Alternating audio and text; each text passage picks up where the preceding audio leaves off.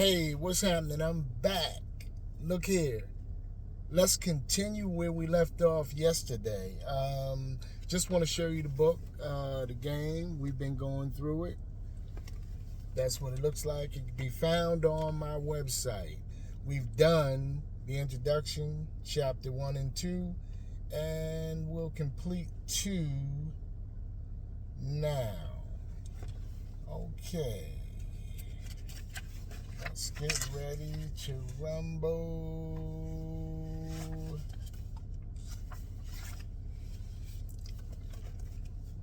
As Goldie pulled his car away from one of his observation points in the city, he reached down and snatched his car phone and dialed a number. And after a few rings, a voice came over the line.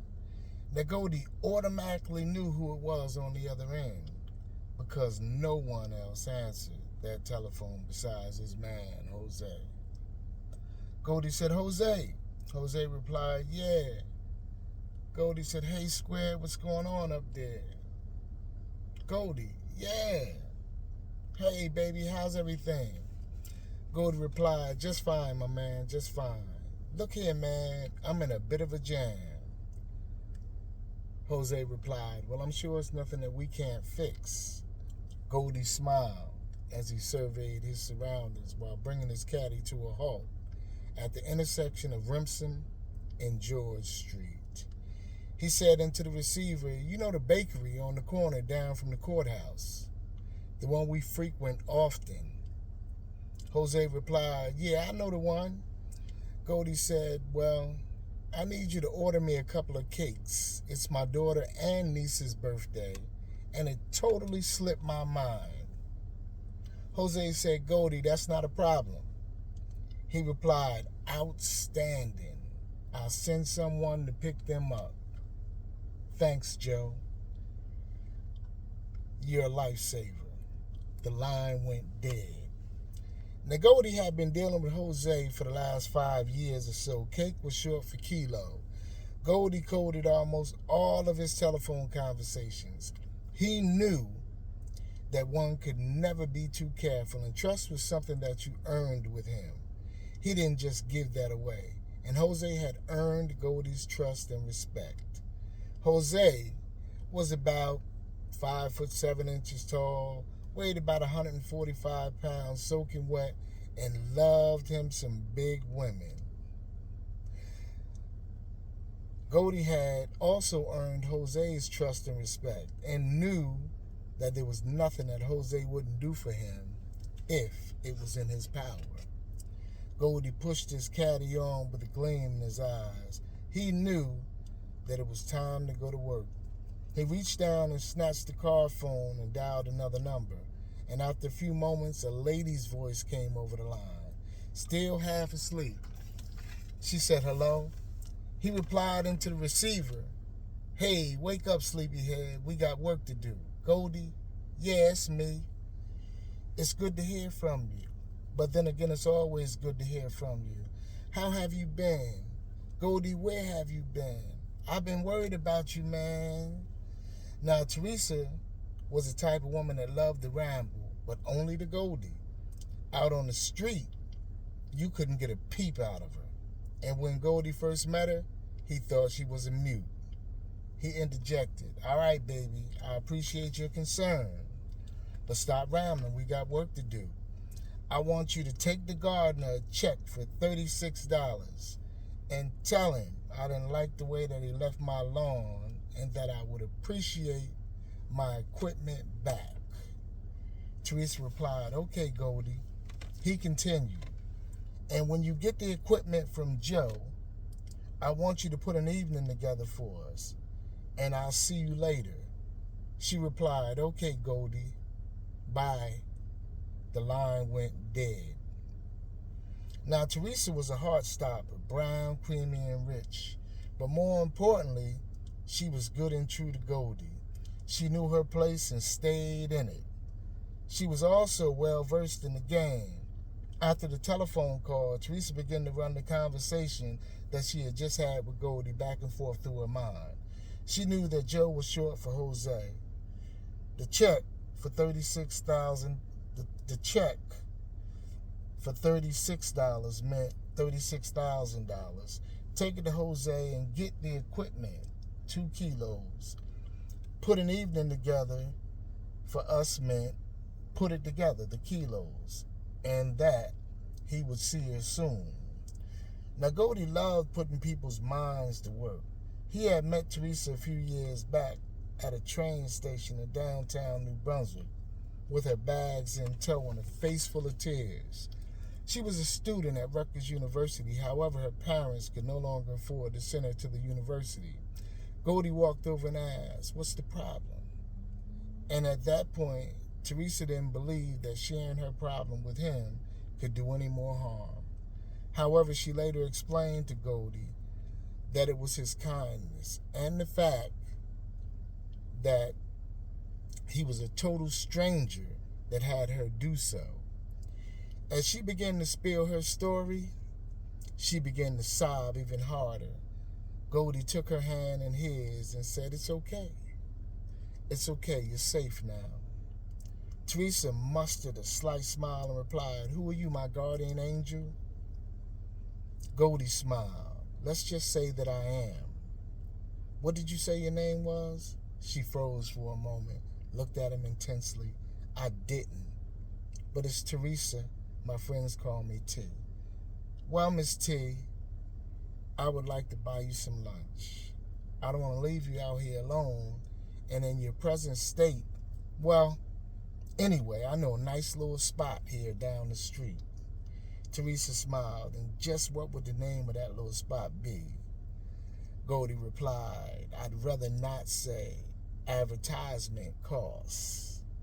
It sounds expensive." "And don't you dare think that you don't deserve it." Again, she showed him her pearly whites. "Okay, but what will I do with my things?"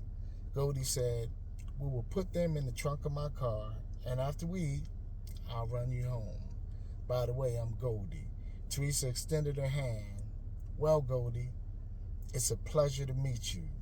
He took her hand in his, looked directly down into her eyes, and said, "Believe me, the pleasure is all mine." He wanted her to draw from the sincerity of his game.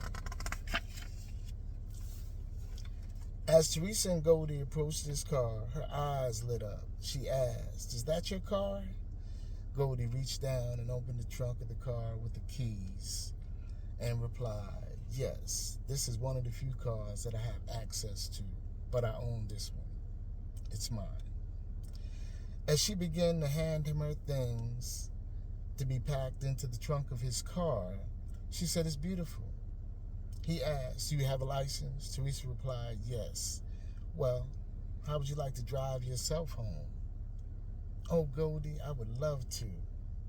After a few moments, Teresa asked, "Are you serious?" Goldie replied, "Very. Now let's go grab us something to eat." Teresa and Goldie ended up having a lovely lunch and a beautiful ride back to the city of Newark. During the ride, she began to tell him how unhappy she was at home. But there was one thing that Teresa said that stuck out with him. She said, "Goldie, if you're my guardian angel, your job is to save me." He replied, "I will, baby, but it's going to take some time. It's going to take a little time."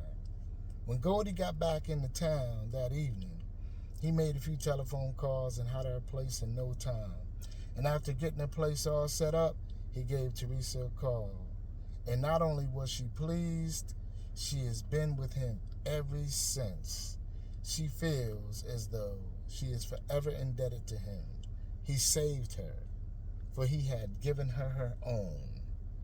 So, she had no problem with whatever Goldie may have asked of her. After Goldie dropped Smooth off and made a few telephone calls, he rode in silence. He looked down at his watch and thought, "Wow, where does the time go?" It was like the car was driving by itself. As he reapproached Reed and Joyce Kilmer Avenue, he knew that Kathy would be waiting on him with open arms and a whole lot of money. Goldie couldn't think of a better place to go. And as he pulled the car into the parking lot, he noticed Kathy getting out of her car a couple of parking spots over. She spotted him and immediately showed him her pearly whites. As he walked over and encountered her in the parking lot, he asked, "What's going on, baby?" Kathy quickly placed the bag that she was carrying into his arms and replied, "Ain't nothing. I just decided to go out and to get you something special. I knew that you would be back." He looked down into her eyes. "And just how did you know that?" "You know I consider myself to be unpredictable." Kathy smiled. "Goldie, who knows you better than I do?" He returned her smile and rather smoothly replied, "My mother, baby, my mother." On the inside of Kathy's place, she rushed right into the kitchen to check the lobsters that she had steaming while out.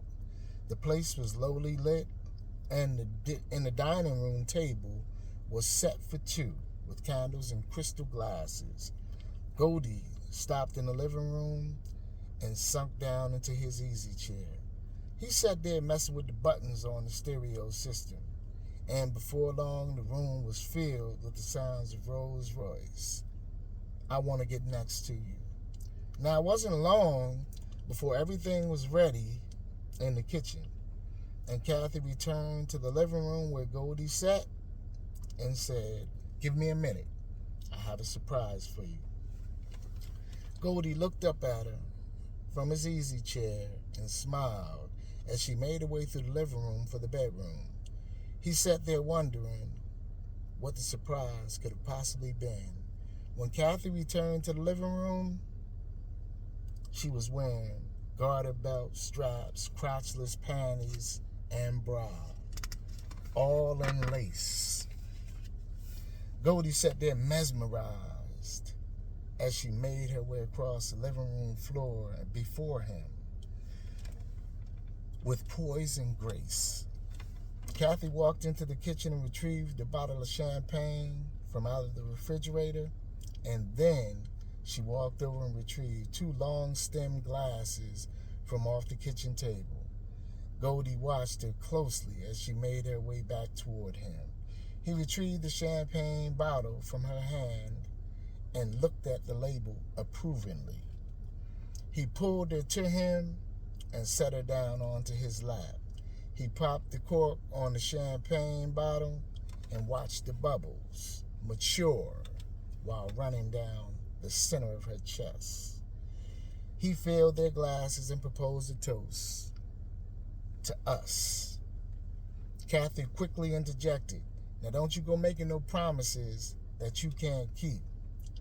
Goldie knew that there was only one way to avoid this type of complicated question.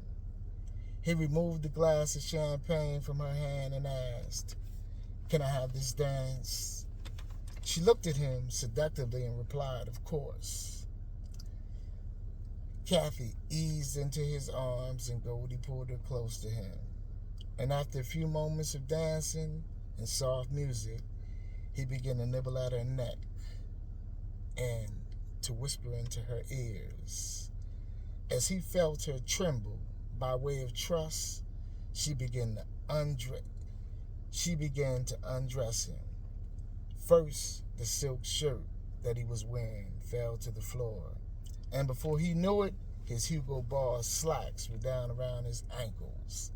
He stepped out of the lizard shoes that he was wearing, and Kathy had led him into the bedroom, where she had done a full penthouse layout to entice him. He eased up onto the bottom of the bed and began to kiss her slowly on her inner thighs. And when he reached her sex, he placed his tongue on it.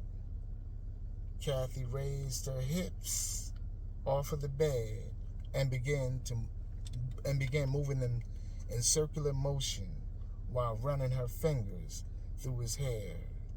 She began to moan, and when Goldie felt that she had peaked, he mounted her and thrusted into paradise. That's the end of chapter 2. We're going to get into chapter 3 very shortly. I'll be right back at you, cats. I'm getting interested. Thank you. Love you guys. Peace.